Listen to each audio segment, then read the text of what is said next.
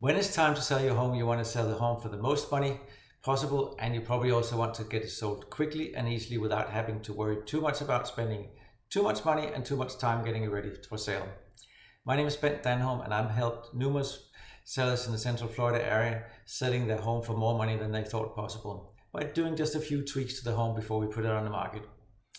And there are quite a few things you can do to make it just not only easier but also to sell, but also make your home sell for more money. And a lot of these things don't even cost you anything or cost you very little money. I always advise people to start on the outside, because the outside, the curb appeal, is what your buyers see first. Many buyers these days, they will do a drive-by of the property before they even book a showing of the home.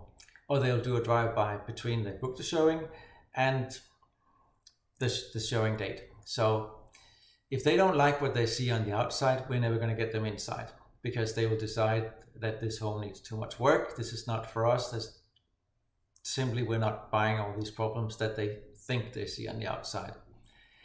So make sure that you declutter your front yard. Get rid of all that stuff that's out there so it looks nice and neat, and make sure that all your beddings are nice without any weeds, that there's an edge around the bedding. Make sure it looks the way it should look. And also check your lawn. Does it have big bald patches? If it does, try to get some sod, put it in, make sure everything looks nice and neat. Think show home standard. You may not be able to bring it up to quite that standard if you have an older home, but try to bring it up so it looks nice and inviting, clean, and ready to move into. Don't forget to pressure wash the driveway or any walkways so they look nice and clean and very inviting. Take a look at the home. Does it need a pressure wash itself, or does it need even a painted coat? Spending a few dollars on painting your home can bring in a lot more money than it costs. On average, I think it will cost you about $4,000 to $5,000 to paint most homes, but it could actually, in many cases, means that you get up to $20,000 more for your home, because your home now looks like it's move-in ready. It doesn't look like it's been neglected over the years.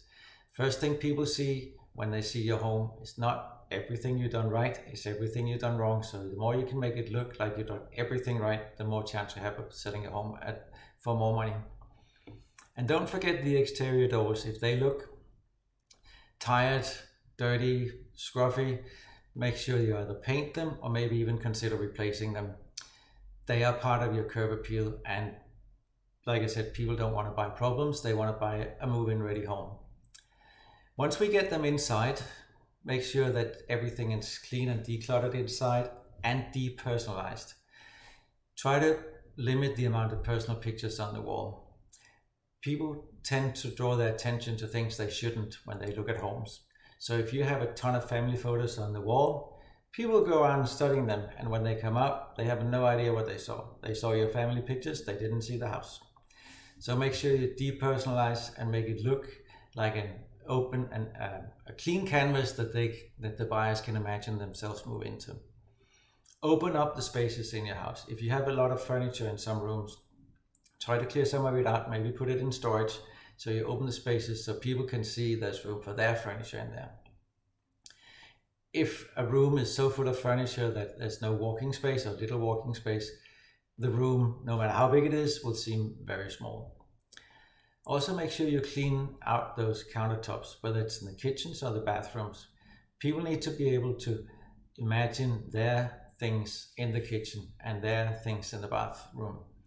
If everything is full up, they don't think their own stuff fits. Doesn't matter how much space there is. If the space is fully utilized, it's impossible for most buyers to imagine their own stuff there. Also make sure that there is no mess. When you have showings, make sure that all the washing is put away, all the toys are put away, whatever you have laying around. We live in our homes, and a lot of things that we don't take away just because we're there, but you need to imagine. People want to see something that they can imagine themselves in. It's also extremely important that your home is clean when you put it on the market. Make sure you deep clean your carpets, or you replace them if they are old and scruffy. Make sure you your grouts look clean, or at least the same color throughout. And don't forget the closets and the drawers. Buyers do open everything and they want to see what's inside. And if it's packed with stuff, again, like with everything else, it's very hard to imagine your own stuff in there because it doesn't look like there's any space. Another thing that's often overlooked when I take buyers to homes is rooms don't have a purpose. I cannot count the times that I've been walking into a home and a buyer has asked me, what is this room for? And even I sometimes have to give a little bit of thought. I'm thinking, yes, I think this was originally a dining room, but now it's an office. If there is a dining room in your home, it should look like a dining room. Unless, of course, you're working from home and this is not practically possible. But if there is a way of making it happen, you should make sure that each room shows the purpose they have. So dining rooms should have a dining table and chairs. Offices and dens should have a desk and chairs and maybe a bookcase. And bedrooms should be furnished like bedrooms. That's called staging and professionally, and that's what you need to do. You need to stage your home. You don't need to buy furniture to stage, but 99% of the cases you can stage with the stuff you already have. Just need to give each room its original purpose so buyers can imagine them living in it. And make sure that walls and trim on the inside also look clean, and if needed, give it a coat of paint. If there are holes in the wall for whatever reason, because you took a picture down or because somebody had an accident walk into a wall, make sure that you repair those holes and paint so it looks nice and inviting. Another thing, if you like bold colors, that's fine, but when you're selling it might not be so practical. So it would be advisable if you have very bright or very bold colors in some rooms, or maybe turn them back into some neutral colors. Call them boring, but they are what makes it easier for buyers to see themselves in there. And especially if you have very dark colors on the wall, because dark colors make rooms seem smaller and we want everything to look bigger than it is, or at least as big as it is.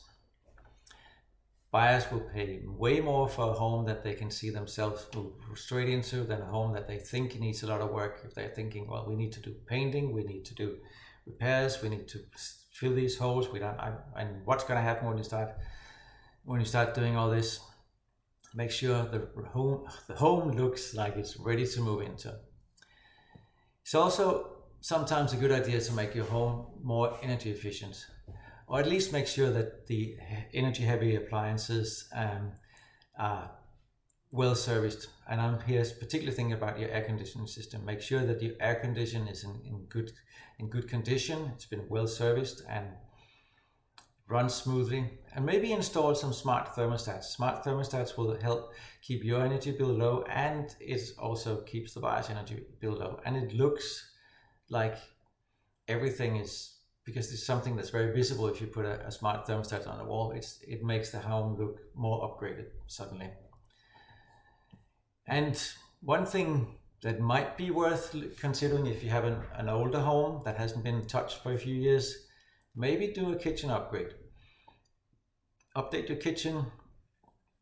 Doesn't necessarily have to be a total remodel, but take a look at your kitchen and see, are there things we can do to this kitchen that will make it look more modern, more contemporary, without breaking the bank.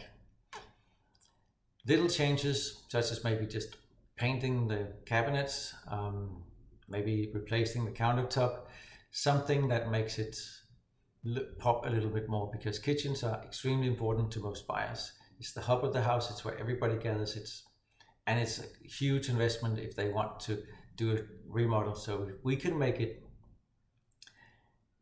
look a way that they would want to move into it, and maybe put that remodel off to when they have the money, rather than think they need to do it the minute they move in, that could also mean more money in your pocket.